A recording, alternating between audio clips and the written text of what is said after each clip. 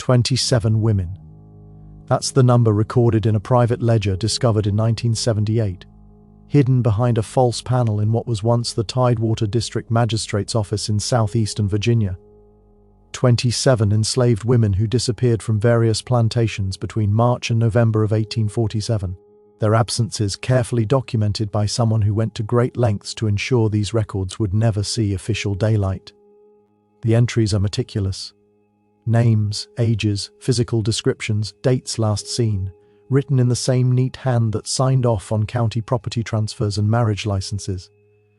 But here's what makes this document truly chilling. Next to each name in a different ink, someone added a single word months or years later. The same word every time: found. What local authorities discovered when they finally connected these disappearances would expose a conspiracy so methodical, so cold-blooded in its efficiency that it would force Virginia's planter elite to close ranks in a silence that lasted over a century. Before we continue with the story of what really happened along the James River in 1847, make sure you're subscribed to Liturgy of Fear and hit that notification bell and drop a comment telling us what state or city you're listening from, because some of the darkest chapters in American history happened closer to home than you might think. The discovery of that ledger wasn't accidental. It came to light during renovations, when workers tearing down interior walls in the old magistrate's building found more than just the hidden compartment. They found correspondence, financial records, and a series of maps marked with symbols that initially made no sense. It would take historians 3 years to piece together what those documents really meant, and when they did, several refused to publish their findings.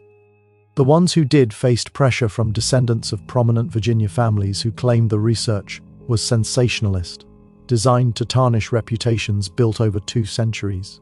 But the evidence was there, preserved in the very materials those families' ancestors had used to build their fortunes. The spring of 1847 found Virginia's plantation country in quiet prosperity, masking deeper anxieties. The James River corridor from Richmond to the Chesapeake Bay represented some of the South's most valuable agricultural land. Tobacco remained king, though soil exhaustion was already becoming apparent. The great plantations stood as monuments to a way of life, dependent on enslaved labor, whose numbers in Tidewater, Virginia had swelled to nearly twice the white population. This demographic reality bred constant fear. Nat Turner's rebellion just 16 years past and 50 miles south remained fresh in memory. Every unexplained absence sent ripples of paranoia through the white community. Slave patrols rode at night authorized to stop any black person found away from their place of enslavement. Into this atmosphere came subtle changes few noticed at first. The Hanover County plantation of Josiah Hendris reported that Dinah, aged 24, with a scar above her left eyebrow, had run away in mid-March. The advertisement offered $20 reward, but Dinah was never found. Neither was Sarah from the Langford plantation 3 weeks later, nor Mary from the Gaines property in May. By summer, plantation owners along 30 miles of the James were quietly discussing a problem.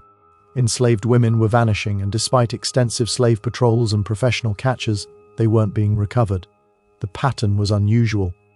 Only women aged 18 to 35 disappeared, targeting mid-sized plantations with 50 to 150 enslaved people.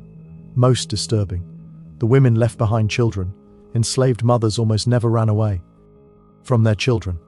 The bonds of family were stronger than iron shackles. Yet here were women vanishing who had sons, daughters, some still nursing infants. The spring rains that year were particularly heavy, swelling the James River and its tributaries, flooding low-lying fields, and making the back roads nearly impossible for weeks at a time. The mud, the isolation of properties separated by swaths of dense pine forest and swampland, the chaos of planting season. All these factors created conditions where absences might not be immediately noticed. A woman sent to work in a distant tobacco field might not be missed for days. By the time someone realized she was gone, any trail would be cold. At the Grantham plantation on a riverbend, overseer Marcus Haywood noticed something troubling. 3 women from different work gangs vanished within 2 weeks in July. None had seemed discontent or received recent punishment. All 3 disappeared on foggy mornings when visibility dropped before sunrise. Haywood walked the property line searching for tracks, broken branches, any sign of direction. He found nothing, as if they dissolved into the mist rising off the river. The enslaved community maintained careful silence. Those questioned, sometimes brutally, claimed to know nothing. But among themselves, theories spread. An underground railroad conductor, slave traders stealing for the Deep South, or something darker from old stories about people who entered swamps and never returned. By August, a meeting was called at Hanover County Courthouse, limited to affected plantation owners and overseers. 23 men gathered and laid out the scope. 19 women had vanished since March. The financial loss was staggering. Each woman represented 800 V200 plus future labor. But more than money, the situation threatened the entire control structure. If people realized they could disappear without being caught, the psychological impact could be catastrophic. They discussed increasing patrols, larger rewards, professional slave catchers from Maryland and North Carolina. Most resisted involving state militia. It meant public admission, newspaper attention, potentially sparking panic or more escape attempts. Instead, they pulled resources, hiring men whose reputation for tracking runaways was established. The tracking party arrived in early September, led by Tobias Fletcher, a man in his 40s with pale, unblinking eyes, who'd built his career returning fugitives from as far as Pennsylvania. He'd brought 4 associates, each experienced in hunting human beings. They set up in a tavern outside Richmond, studying maps, reviewing descriptions, interviewing anyone who might have information. Fletcher's method was systematic. People left traces, needed food and shelter.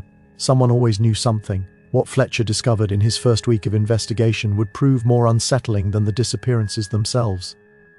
Fletcher's breakthrough came from an unexpected source. A free black waterman named Elijah Dobbs, who operated a small ferry crossing about 15 miles downriver from Richmond. Dobbs was careful, as all free black people had to be in Virginia, maintaining good relationships with white customers while avoiding anything that might threaten his precarious legal status. But Fletcher had a reputation for paying for information, and Dobbs had something to sell.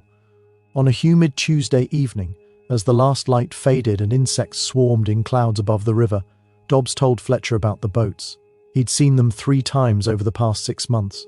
Always at night, always moving downriver with the current, always manned by 2 or 3 figures who knew how to handle watercraft with unusual skill. The boats were clinker-built, the kind used for river trade, nothing remarkable about them except that they passed in darkness without lights, which was both dangerous and suspicious. Boats traveling at night usually carried lanterns to avoid collisions and snags. These vessels moved dark and quiet, visible only when the moon was bright enough to catch the gleam of water on oar blades. The last time he'd seen one, perhaps 6 weeks ago, Dobbs had been checking his ferry lines near midnight when he heard the soft splash of oars. He'd stepped into the shadows and watched. The boat had passed within 30 feet of where he stood. He couldn't make out faces in the darkness, but he'd seen something that stuck with him. The silhouettes of multiple people sitting in the boat, who never moved, never spoke, just sat perfectly still as the vessel slipped downstream. Something about their stillness had been wrong. Living people, even trying to be quiet, shifted and breathed and adjusted their positions. These figures might have been statues. Fletcher absorbed this information without visible reaction, paid Dobbs $5, and added a quiet warning. If the waterman mentioned this conversation to anyone else, Fletcher would ensure he regretted it. Free papers could be challenged, lost, declared forgeries. Dobbs understood perfectly. Over the next several days, Fletcher expanded his investigation along the river, talking to other watermen, fishermen, people who lived along the banks, and might have seen unusual activity. Most claimed ignorance, but patterns emerged. Scattered reports of boats moving at night. A ferryman near Shirley Plantation who'd noticed the water unexpectedly rough one morning, suggesting heavy traffic during the night. A fisherman who'd found fresh footprints on a sandbar where no one should have been walking. The more Fletcher learned, the more certain he became that the river itself was the key. The James River system was extensive with dozens of creek and tributaries branching into the interior, many navigable by small boat. Someone using waterways could move people without leaving tracks on roads, could bypass the system of checkpoints and patrols that made overland escape so difficult. But this raised new questions. Where were they going? The river led eventually to the Chesapeake Bay and the Atlantic beyond. But you couldn't simply row enslaved women to freedom. Even reaching northern states required careful planning, safe houses, contacts. The Underground Railroad existed, but its routes generally ran overland, and it certainly didn't have the capacity to move nearly 20 women in a matter of months. Fletcher decided to stake out a promising location. A bend in the river where the current slowed and a natural channel led to a small inlet surrounded by thick forest. It was isolated enough to serve as a meeting point, yet accessible to anyone who knew the waterways. He chose a moonless night in mid-September and positioned himself on high ground overlooking the inlet, accompanied by one of his men. They settled in before dusk, prepared to wait until dawn if necessary. The night was thick with sound, cicadas, frogs, the occasional splash of fish or muskrat. The air hung heavy and still, pressing down like a wet blanket. Hours passed. Fletcher's companion shifted restlessly, swatting mosquitoes, but Fletcher himself barely moved. He'd spent countless nights like this, watching and waiting. Patience was his greatest skill. Around 2 a.m, when fatigue was making everything seem unreal, Fletcher heard it, the soft rhythmic sound of oars cutting water. He touched his companion's arm, and both men went motionless. A boat materialized from the darkness upstream, moving with the current. As it drew closer, Fletcher could make out 3 figures, 2 rowing, 1 in the stern. The boat turned into the inlet and undid softly on the muddy bank. What happened next unfolded quickly. The 2 rowers, both appear to be white men, though it was difficult to be certain in the darkness, stepped out and secured the boat. They waited, silent and watchful. Perhaps 15 minutes passed. Then came the sound Fletcher had been anticipating. Movement through the forest, branches rustling, footsteps trying and failing to be quiet. A group emerged from the trees, 5 or 6 people, difficult to count in the shadows. The figures moved toward the boat with what looked like reluctance, urged forward by someone behind them, carrying what might have been a long pole or stick. Fletcher had seen enough. He stood, called out for them to stop in the name of the law, and started down the slope toward the inlet. His companion followed, both men moving fast. The people at the boat scattered in different directions, all except the 2 who'd been rowing, and one other figure who stood frozen for a moment before turning and running into the forest. Fletcher's companion took chase while Fletcher himself made for the boat, determined to prevent it from being pushed back into the current. He nearly reached it before one of the rowers came at him with an oar, swinging it like a club. Fletcher had anticipated violence and ducked under the swing, catching the man around the waist and driving him to the ground. They grappled in the mud while the second rower shoved the boat into deeper water and jumped aboard, rowing frantically into the darkness. Fletcher could hear his companion crashing through the underbrush somewhere in the forest, could hear screaming, high-pitched and terrified, coming from multiple directions. The fight lasted perhaps 30 seconds before the man Fletcher was grappling with went limp in his arms. For a moment, Fletcher thought he'd knocked him unconscious. Then he smelled it. The distinctive lick scent of blood, warm and viscous, soaking into the mud beneath them. The man had fallen onto something sharp in the struggle, a broken branch, or perhaps a knife that had tumbled from his belt. The wound was deep in the abdomen, and the man was making a wet, gurgling sound that Fletcher recognized. He'd heard it before.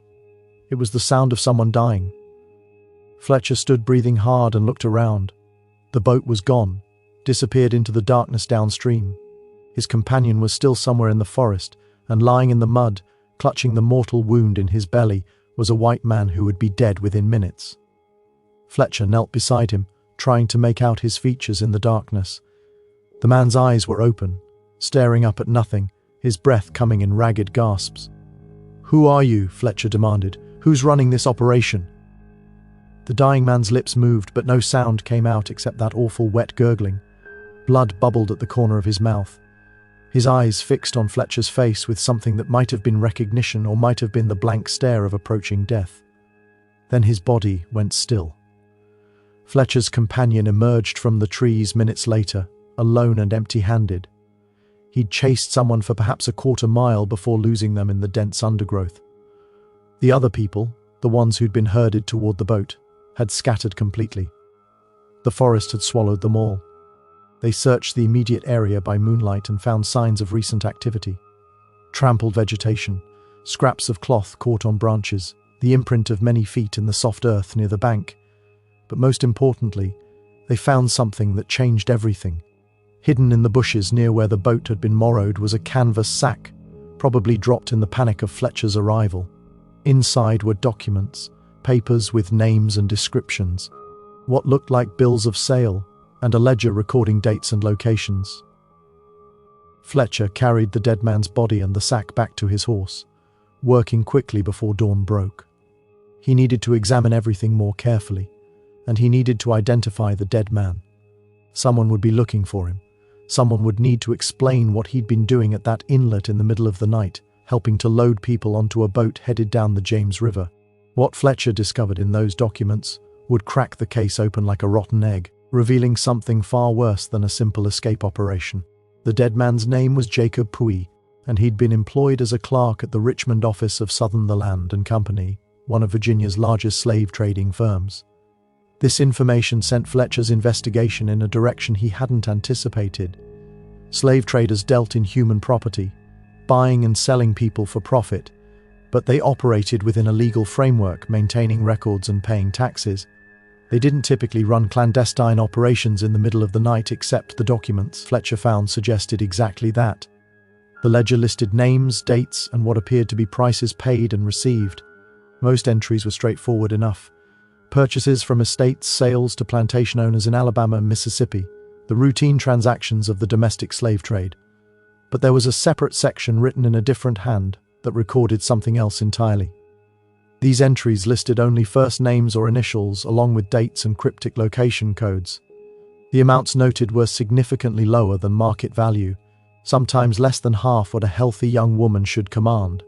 Fletcher spent 2 days studying the papers before approaching the authorities. He understood the delicate nature of what he'd uncovered. Sutherland C. Company was a respected firm with connections throughout Virginia's planter class. Accusing them of criminal activity without ironclad proof would be professionally suicidal. But the evidence was compelling, and Puig's death at the scene of an obvious smuggling operation gave Fletcher legal standing to push further. The magistrate he finally approached was George Reynolds, a man in his 52nd who'd served Hanover County for 2 decades and knew every prominent family in the region. Reynolds examined Fletcher's evidence with an expression that grew progressively darker. When he finally looked up, his first words were not what Fletcher expected. "How many people know about this?" Fletcher had brought no one else. Reynolds nodded slowly, as if this confirmed something he'd been thinking. Then he explained what Fletcher's investigation had stumbled into. The domestic slave trade was Virginia's dirty secret, though everyone knew it existed. The state's exhausted tobacco lands couldn't support the population of enslaved people that generations of natural increase had created. Meanwhile, the cotton boom in Alabama, Mississippi, Louisiana, and Texas created insatiable demand for labor. Virginia had become a breeding ground and export center, selling people south by the thousands every year. Families were separated, children torn from mothers, husbands from wives, all perfectly legal under Virginia law. The trade was brutal but profitable, and many prominent families supplemented their declining agricultural income through these sales. But even within this system, there were lines that weren't supposed to be crossed. Enslaved people sold south were supposed to be legally owned, properly documented, their sale recorded and taxed. What Fletcher had uncovered was something different, a network that was taking enslaved women without documentation, moving them downriver, and presumably selling them in markets where no one would ask questions about their origin. This wasn't just illegal, it was theft from other slaveholders, a violation of the property rights that formed the foundation of the entire system. Reynolds' concern wasn't humanitarian. He didn't care about the women being taken except as items of stolen property. What worried him was the threat to social stability. If plantation owners couldn't trust that their human property was secure, if there was an organized network stealing enslaved people for profit, it undermined everyone's investment. Worse, if this became public knowledge, it could create exactly the kind of scandal that abolitionists in the North loved to publicize, making Virginia look like a lawless territory where even slaveholders weren't safe from theft. The magistrate decided that Fletcher's investigation would continue, but quietly. No public announcements, no newspaper coverage beyond the routine runaway advertisements that had already appeared. Reynolds himself would contact certain plantation owners, those whose women had disappeared, and arrange for a private meeting. Meanwhile, Fletcher would follow the trail downstream, trying to determine where the boats were going and who was receiving the stolen property. This is where the investigation took its darkest turn. Fletcher traveled downriver following the James toward the Chesapeake, questioning dock workers and tavern keepers. The trail led to City Point, where the Appomattox joined the James. Here, information came easier. What Fletcher sought wasn't unusual. It was business as usual. 3 witnesses confirmed boats matching his description at City Point docks, arriving after dark, departing before dawn. Cargo had been transferred to larger vessels bound for southern ports. No one found this strange. Enslaved people moved through City Point constantly, shipped to Char, Leston, Savannah, Mobile, New Orleans. No one looked closely at documents or asked uncomfortable questions. Fletcher identified the Catherine Marie, a coastal trader making regular runs to Charleston. Its June manifest listed 32 enslaved people. Comparing with Puig's ledger, the correlations were obvious. At least 6 disappeared women had likely been on that ship under different names, described as legally owned property, though actually stolen. The scheme's beauty was its simplicity. Virginia's domestic trade moved thousands monthly. Documentation was often sloppy for distant sales. A woman from Hanover County could be given a false name described as property of a fictitious owner, selling due to debt, and shipped to Charleston, where no one would connect her to a Richmond advertisement. She'd be sold at auction, money flowing to conspirators, while the original owner absorbed the loss. But this raised the question that Fletcher couldn't answer. How were they taking the women in the first place? Enslaved people didn't just wander off plantations. They were watched, controlled, their movements restricted and supervised. Yet nearly 30 women had been removed without apparent struggle, without witnesses, without anyone seeing enough to sound an alarm until they were already gone. The more Fletcher learned about the distribution network, the less he understood about the initial abduction. The answer came from an unexpected source. One of the women who disappeared Clear's throat managed to come back. Her name was Rachel, and she'd been taken from a plantation in Gouchenan County in early August. She reappeared in late September, walking into the county courthouse in a state of near collapse, barely able to speak, her feet bloodied and her clothing torn. What she told authorities once they got her water and somewhere to sit would explain everything and nothing, revealing a conspiracy that went deeper than anyone had imagined, while raising questions that could never be fully answered. Rachel's story began on an August morning when she'd been working in the tobacco fields. An overseer, not the one assigned to her gang, someone she'd never seen before, had called her name and told her the plantation owner wanted to see her immediately. This was unusual, but not unprecedented. She'd followed the man toward the main house, wondering what she'd done wrong, already preparing herself for punishment. But instead of taking her to the main house, the overseer had led her to a wagon, waiting on a side road, where 2 other women from neighboring plantations were already sitting, looking confused and frightened. Before Rachel could run or scream, she'd been grabbed. A cloth soaked in something sweet-smelling had been pressed over her face, and darkness had swallowed her. She'd woken hours later in the hold of a boat, her wrists bound, her head pounding, unable to see anything in the complete blackness below deck. She could hear other women breathing around her, could hear the creak of wood and the splash of water against the hull. The boat had been moving downriver. What followed existed in fragments. Darkness, being moved between locations, examined by men speaking about her as livestock, held in a warehouse near water, where she heard ships and smelled salt air, then chaos, shouting, something breaking, running. In the confusion, Rachel slipped away and hid. Her journey back took 2 weeks, traveling at night, stealing food, drinking from streams, following the North Star and river. She had no clear memory of captors' faces, no names, only that some were white and at least one was black, possibly enslaved and forced to participate. The drug left her memories hazy. Rachel's return confirmed Fletcher's theory. An organized network had been systematica. Lee kidnapping women, drugging them, moving them downriver, holding them near City Point before shipping them south. The operation required insider knowledge of which plantations to target when overseers would be distracted. It required resources, boats, holding facilities, southern market contacts, and it required ruthlessness, a willingness to kidnap and sell human beings with no regard for violence or property law. Fletcher had identified the distribution method. He had Jacob Puett's ledger connecting Sutherland and Company to the illegal sales. He had Rachel's testimony about the kidnapping process. What he didn't have was the identity of the person running the operation, the individual who'd planned everything and profited most from it. That would require one more piece of evidence, one more break in the case that would come from the last place anyone expected.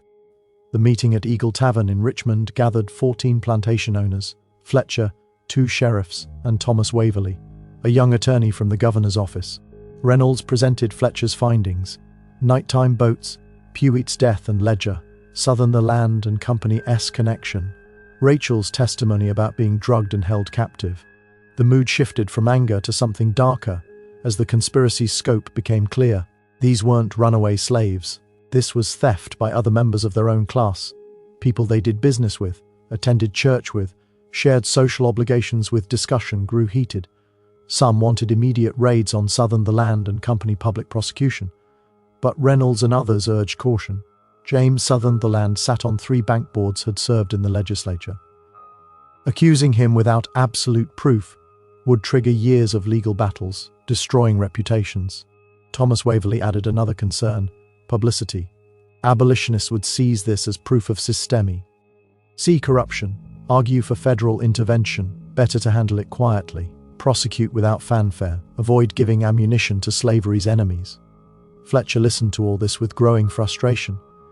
He was being paid to solve a mystery, and he'd solved it. The criminals were identifiable. The evidence was solid.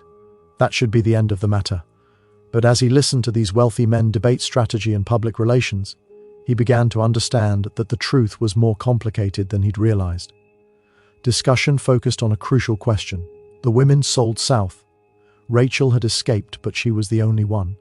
The others, 26 women, were scattered across plantations from Carolina to Louisiana, living under false names, unable to prove their true identity. Recovering them would be nearly impossible, requiring multi-state cooperation and proof of ownership established months after the fact. Harrison Wickham, who'd lost 2 women, made a stunning proposal: let it go. Accept the financial loss. Shut down the network, but don't pursue prosecution that would expose everything publicly. The women were gone, already sold.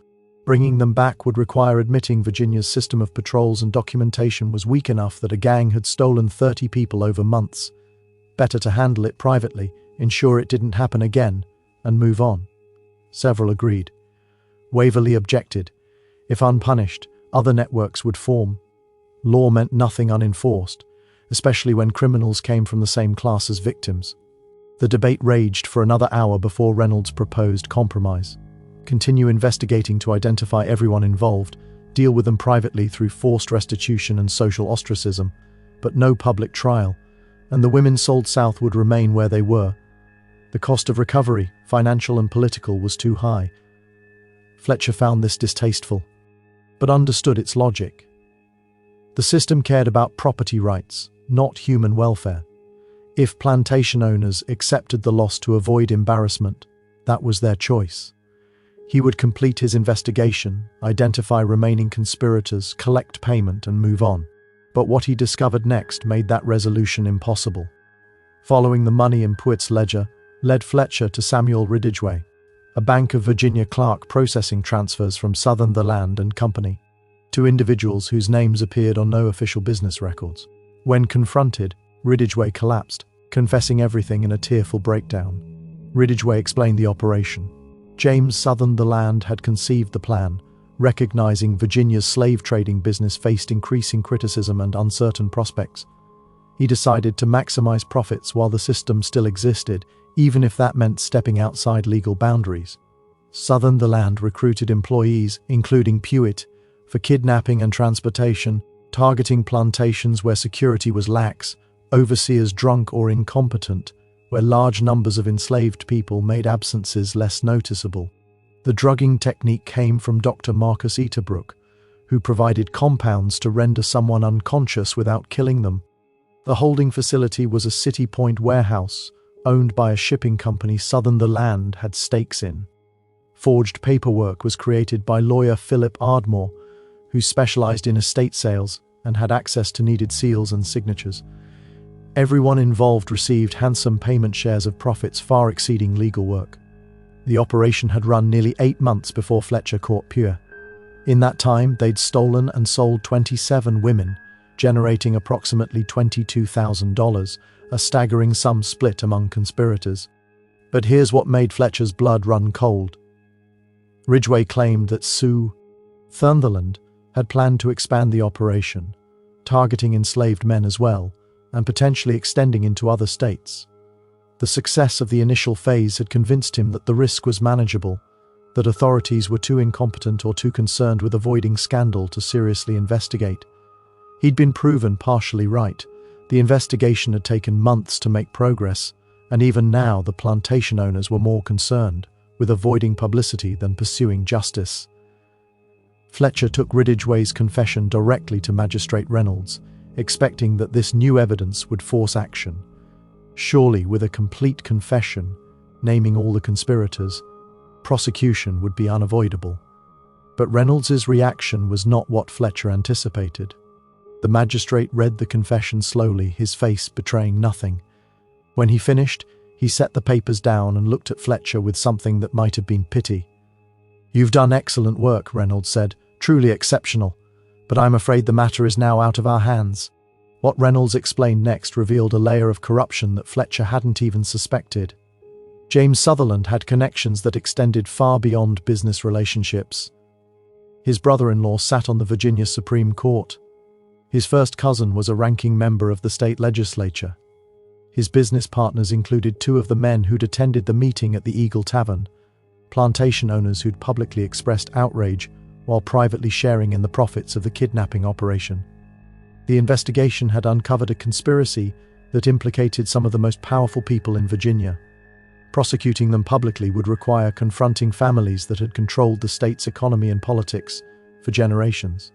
It would mean exposing a network of corruption that went far beyond one slave raiding company, revealing how thoroughly the pursuit of profit had corrupted institutions that were supposed to uphold law and order. The political fallout would be enormous. Reynolds informed Fletcher that his services were no longer required. The investigation was being closed. Fletcher would receive payment for his work, plus a generous bonus for his discretion, but any records he'd collected should be turned over to the magistrate's office immediately. The confession Samuel Ridgway had provided would disappear into a locked cabinet, along with Jacob Puett's ledger and all other evidence Fletcher had gathered. Fletcher protested, argued, threatened to go public himself with what he'd learned. But Reynolds was ready for this response. Going public would accomplish nothing, the magistrate explained patiently. Fletcher had no documents. Reynolds would see to that. He had no credible witnesses. Ridgway would recant his confession. Rachel's testimony would be dismissed as unreliable, and everyone else involved would deny everything. A professional slave catcher accusing prominent citizens of conspiracy would be seen as a man trying to shake them down for money. Fletcher's reputation would be destroyed, his career ended, and he might even face criminal charges for slander. The system was protecting itself, closing ranks against the truth. Fletcher understood that he'd lost before he'd even realized he was in a fight. He accepted his payment, handed over his records, and left Virginia the following week, never to return. But the story didn't end there. Samuel Ridgway's body was discovered in the James River 3 days after his confession, tangled in tree roots near the rocket's landing docks in Richmond. The official determination was suicide by drowning, a man overcome by guilt and despair. No one mentioned that his hands had been bound before he went into the water. That bruises around his throat suggested he'd been unconscious before he drowned. The sheriff who examined the body noted these details in his private journal but signed off on suicide for the public record. Dr. Marcus Esbrook left Virginia in early November, supposedly to take a position at a hospital in Baltimore. He never arrived there. His carriage was found abandoned on a road north of Fredericksburg. One wheel broken, the horses gone, no sign of the doctor himself. Another mysterious disappearance in a year that had seen too many. The authorities conducted a brief search but concluded that Estabrook had probably been robbed and killed by highwaymen, his body hidden somewhere in the dense forest along the road. The case was never solved. Philip Ardmore, the lawyer who'd forged the documents, developed a sudden interest in moving west. He sold his practice in Richmond and departed for Tennessee, where he supposedly planned to start fresh. According to records, he did establish a new practice in Memphis, but he died less than a year later from what was described as a fever. He was 38 years old and had been in good health. The pattern was obvious to anyone paying attention. Everyone who'd participated in the conspiracy at an operational level was either dead or driven out of Virginia within months of Fletcher's investigation being shut down. The people who'd actually done the work of kidnapping, drugging, transporting, and documenting the stolen women were being systematically eliminated, ensuring their silence permanently. Only the highest level of the conspiracy, James Sutherland and his partners among the plantation elite, remained untouched. The enslaved community in Tidewater, Virginia, meanwhile, noticed that the disappearances had stopped. No more women vanished from tobacco fields or quarters in the night. The boats moving silently down the James River were no longer seen by watermen working late hours. Whatever had been happening was over, shut down as suddenly as it had begun. But the knowledge of what had occurred spread through whispered conversations, becoming part of the oral history that enslaved people passed down to their children. Be careful, trust no one, because even those who claim to own you legally might find ways to make you disappear entirely. Rachel, the woman who'd escaped and testified, found herself in an impossible position. Her owner, upon her return, had been pleased to recover his property, but deeply unhappy about her involvement in the investigation. Her testimony had embarrassed him, forced him to acknowledge publicly that his plantation's security was inadequate. Within a month of Fletcher's departure from Virginia, Rachel was sold south legally, this time with proper documentation, to a cotton plantation in Alabama. The official reason was that she'd become difficult and unreliable, unsuitable for work in Virginia. The real reason was that she knew too much, and her presence served as an uncomfortable reminder of a scandal everyone wanted to forget. The only person from the investigation who remained in Virginia and attempted to pursue the matter further was Thomas Waverly, the young attorney who'd represented the governor's office. Waverly had been appalled by how the case was handled, by the blatant corruption and the willingness of authorities to protect criminals because of their social status. He wrote a detailed report to the governor, describing everything he'd learned and recommending prosecution despite the political difficulties. The governor never responded to this report. Instead, Waverly was quietly reassigned to administrative duties that kept him far from any real legal work. When he persisted in raising concerns about the case, he found himself increasingly isolated, his colleagues avoiding him, his superiors making it clear that his career prospects depended on his ability to understand when silence was appropriate. Waverly held out for 6 months before resigning his position and leaving Virginia entirely, joining a law practice in Philadelphia, where he later became involved with the abolitionist movement. By the end of 1848, 14 months after the first disappearances, the entire affair had been successfully buried. Sutherland and Company continued operating as if nothing had happened, though James Sutherland himself gradually withdrew from day-to-day management, installing his son-in-law as the public face of the business. The plantation owners who'd lost women absorbed their financial losses and moved on. The criminal network that had kidnapped nearly 30 people was completely dismantled, its members dead, departed, or thoroughly intimidated into silence. But there was one loose end that no one had anticipated, one piece of evidence that survived the cover-up. In early December 1848, a package arrived at the office of the Richmond Inquirer, the city's leading newspaper. Inside was a letter and a copy of documents. Not the originals that Fletcher had been forced to surrender, but copies he'd apparently made before turning over his evidence. The letter explained in clear, detailed prose exactly what had happened: the systematic kidnapping of enslaved women, the conspiracy involving prominent citizens, the investigation that had been shut down to avoid scandal, the subsequent deaths and disappearances of witnesses. The letter was signed, "A Friend to Justice," but the newspaper's editor, John Pleasance, recognized the handwriting. It belonged to Thomas Waverly, though Waverly had been careful not to include anything that could prove he'd sent it. Attached to the letter were copies of Puete's ledger, Ridgway's confession, and a list of the 27 women who'd been stolen and sold south, including the names of their original owners and the approximate dates they disappeared. Pleasance faced a difficult decision. Publishing this material would create exactly the kind of scandal that Virginia's elite had worked so hard to prevent. It would expose corruption at the highest levels of society, embarrass powerful families, and likely provoke retaliation against the newspaper and Pleasance himself. But it was also an extraordinary story, the kind of investigative revelation that newspapers existed to bring to light. And Pleasance, despite his own background as a slaveholder, had growing doubts about the institution he was part of.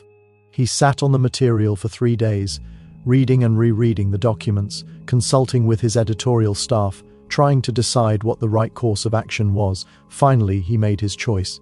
He would publish an edited version of the story, focusing on the kidnapping conspiracy itself while leaving out specific names of the most prominent citizens involved. This way, the truth would enter the public record without causing complete political chaos. The story ran in the Richmond Inquirer on December 12, 1848, under the headline, "Organized Theft of Slave Property Exposed in Tidewater Counties." It described in general terms how a criminal network had systematically stolen enslaved women and sold them south, how the conspiracy had involved people within the slave trading industry, and how authorities had failed to properly prosecute the crimes. It named Jacob Puett, already dead and unable to sue for defamation, and mentioned Sutherland and Company in connection with Puett's employment, though it stopped short of accusing James Sutherland directly.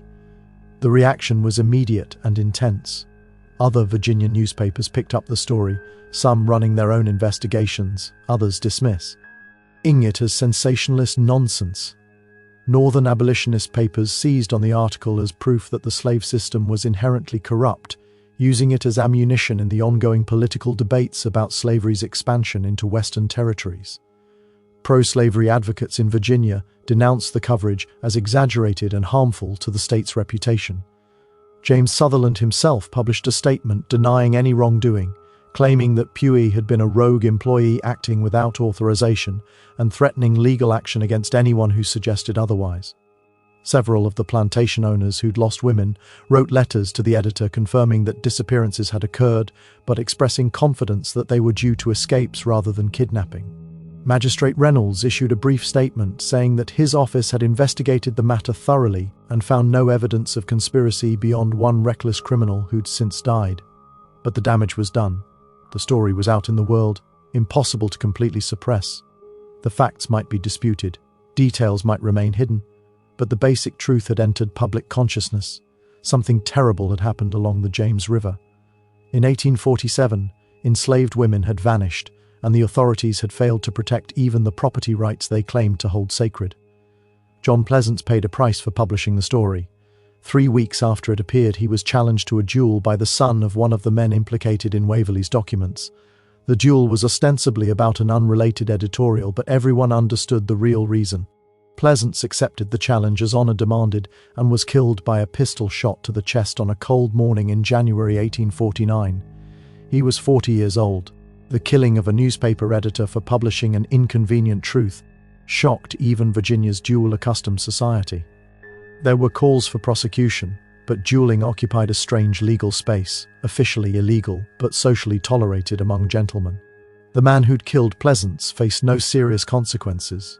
The message was clear. Some truths were dangerous to speak, and those who spoke them did so at their own risk. Yet despite all the efforts at suppression, despite the deaths and the cover-ups and the threats, the story survived. It passed into Virginia's historical record as a strange incident from the antebellum period. Details murky and disputed, but the basic outline preserved. And slowly, very slowly, pieces of additional evidence emerged over the years that confirmed what Waverley and Fletcher had uncovered. The full truth of what happened in 1847 wouldn't come to light until more than a century later, when the documents discovered during the 1978 renovation were authenticated and cross-referenced with other historical records that had survived in various archives. What those documents revealed was even darker than anyone in 1848 had imagined. James Sutherland had indeed conceived and run the kidnapping operation, but he hadn't acted alone or even been the primary beneficiary. The conspiracy included at least 7 prominent plantation owners, men who'd sat in the Eagle Tavern, expressing outrage while knowing full well what had happened to the missing women.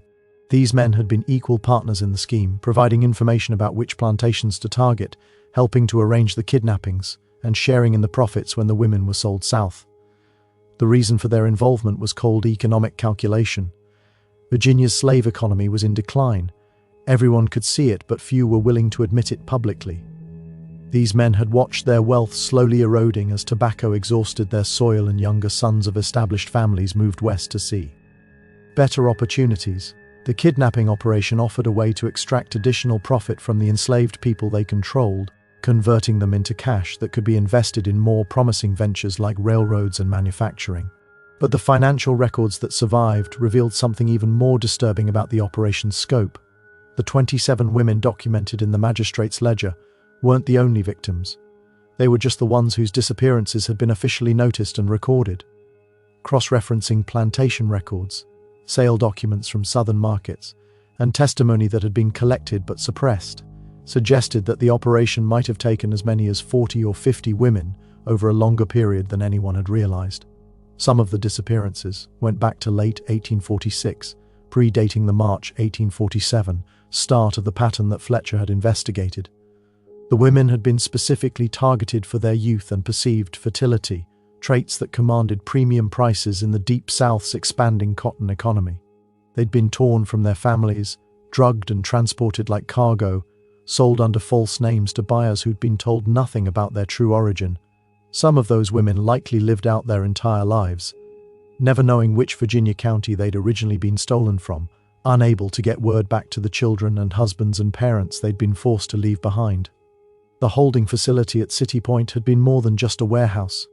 Documents described it as a compound with separate rooms, where captives could be kept isolated, a space where they could be prepared for sale, which likely meant being forced to learn false histories, threatened into silence about their kidnapping, possibly, subjected to violence to make them compliant. The facility operated for at least 10 months before being shut down in the wake of Fletcher's investigation. After that, it was cleaned out and converted to storing legitimate cargo. Any evidence of its previous use carefully destroyed. Dr. Estabrook's role in developing the drugging technique turned out to be even more sinister than originally understood. He'd been experimenting with compounds based on opium and other substances, trying to find mixtures that would render people unconscious without killing them, that would leave them confused and disoriented to prevent effective resistance. Several of the women who'd been kidnapped, based on testimony collected decades later from former enslaved people who'd known them, reportedly suffered lasting effects from the drugs, including memory problems and physical ailments that persisted for years. The deaths of the conspirators who'd been at the operational level, Ridgway, Esbrook, possibly others whose fates were never officially recorded, hadn't been coincidental. The plantation owners who'd partnered with Sutherland had systematically eliminated anyone who could testify against them, ensuring that if the conspiracy was ever investigated, all the blame would fall on dead men who couldn't defend themselves. Pruitt's death at the inlet had been accidental, but it showed the conspirators how vulnerable they were to testimony from subordinates. They'd responded by removing that vulnerability entirely. Thomas Waverley's attempt to expose the conspiracy through the Richmond Inquirer and John Pleasance's death after publishing the story represented the system protecting itself in the most brutal way possible. Men had been murdered to preserve the reputation of Virginia's elite, to prevent a scandal that might have forced society to confront the corruption at the heart of its economic system. The violence wasn't aberrant, it was fundamental to how power maintained itself. But here's what the 1978 is. Covery also revealed one of the women who'd been kidnapped had found a way to bear witness. Her name was Louisa, taken from a plantation in New Kent County in July 1847 and sold at a market in Charleston that fall. She'd been purchased by a rice planter named Edward Gresham, whose property was located on one of the Sea Islands near Beaufort, South Carolina. Gresham was by most accounts a brutal owner, working people to death in rice fields where malaria and other diseases killed regularly. But his brutality created opportunities during the chaos of the Civil War when Union forces captured the Sea Islands in late 1861. Gresham fled, and his enslaved workers liberated themselves. Louisa was still alive then, though she was probably in her late 32nds or early 42nds and worn down by years of hard labor. She could have simply enjoyed her freedom and tried to rebuild a life. Instead, she sought out the Union officers who were documenting the property they'd seized, and she told them her story. She described being taken from Virginia, the drugging, the boat trip down the James River, the holding facility at City Point, the sale in Charleston. She provided names and details that she'd held onto for 14 years, waiting for an opportunity to tell someone who might care. The Union officer who recorded her testimony was a captain named William Thorpe from Massachusetts, serving with the occupation forces. He wrote down everything Louisa told him, recognizing it as evidence of the slave system's inherent corruption. Thorpe's report was filed with dozens of other witness statements from formerly enslaved people, describing the abuses they'd suffered. After the war, these documents were archived and largely forgotten, gathering dust in government storage until historians began examining them in the 1960s and 1970s as part of renewed interest in Reconstruction-era records.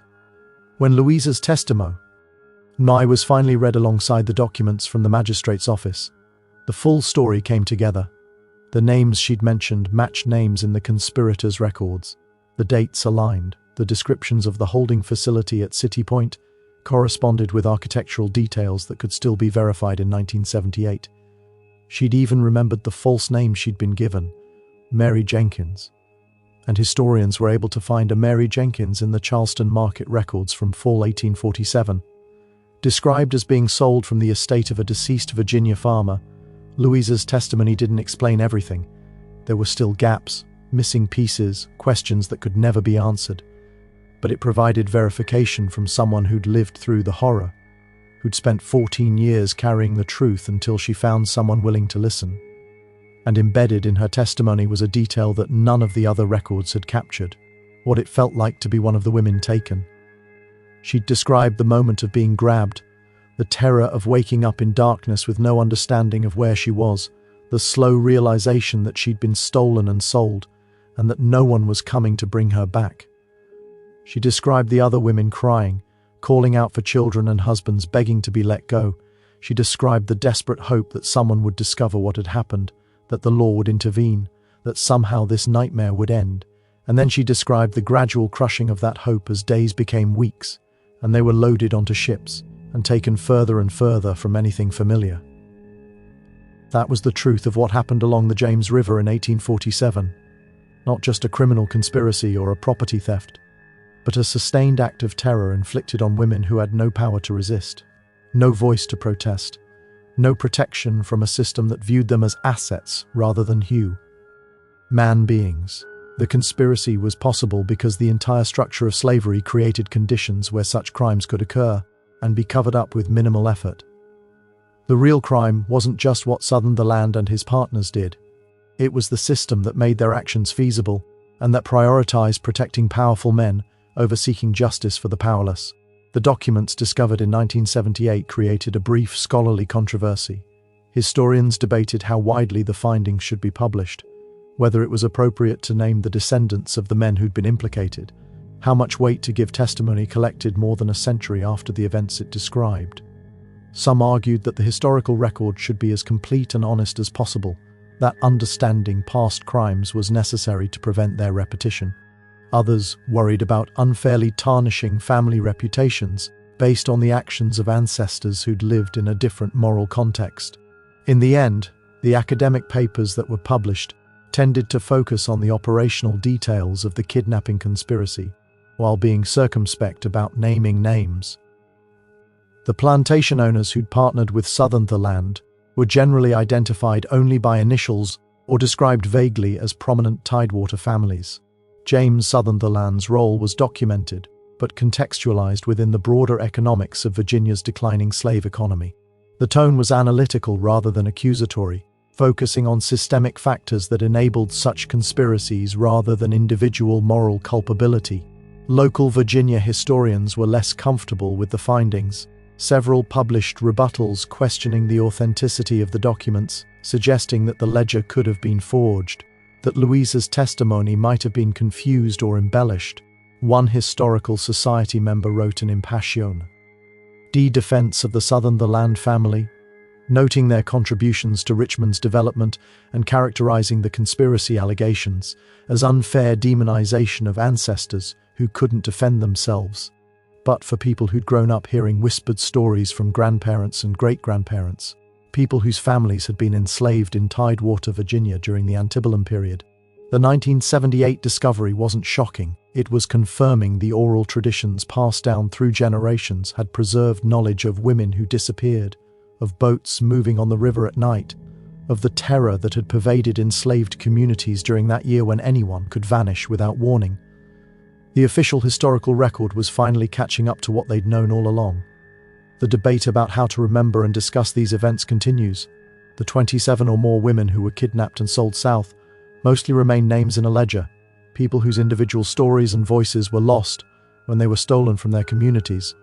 Louisa's testimony provides a glimpse of what they experienced, but she was just one person, and her memory, recorded 14 years after the fact under the traumatic circumstances of a war zone, can only tell us so much. What we know for certain is that a conspiracy existed, that it operated for at least a year and possibly longer, that it involved some of the most respected citizens in Virginia, and that it was covered up through a combination of violence, intimidation, and the systemic corruption of legal institutions. We know that women were terrorized, families were destroyed, and the men responsible faced no meaningful consequences.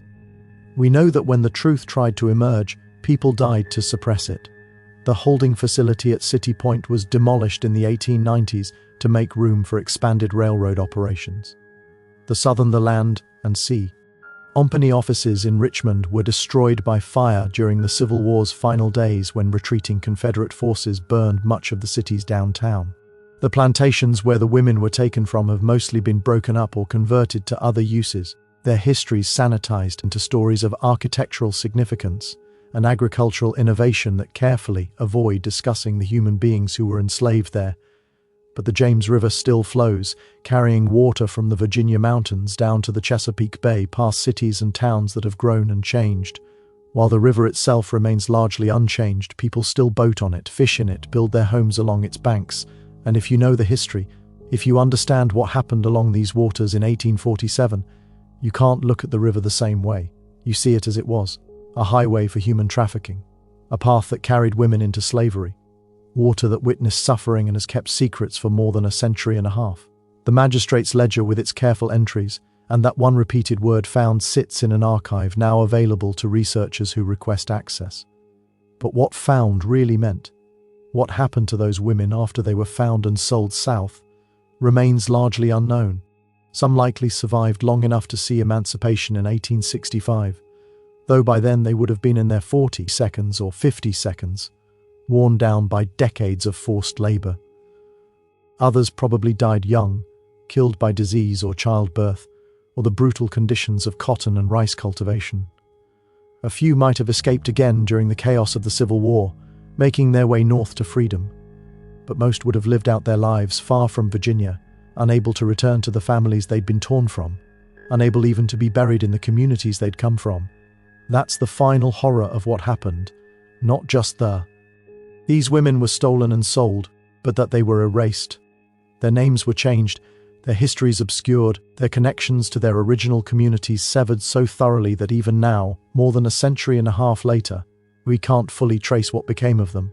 They exist in the historical record, as entries in a ledger, as references in shipping manifests, as blank spaces where people used to be. What do you think of this story? Do you believe everything that happened along the James River in 1847 has been revealed, or are there still secrets waiting to be discovered?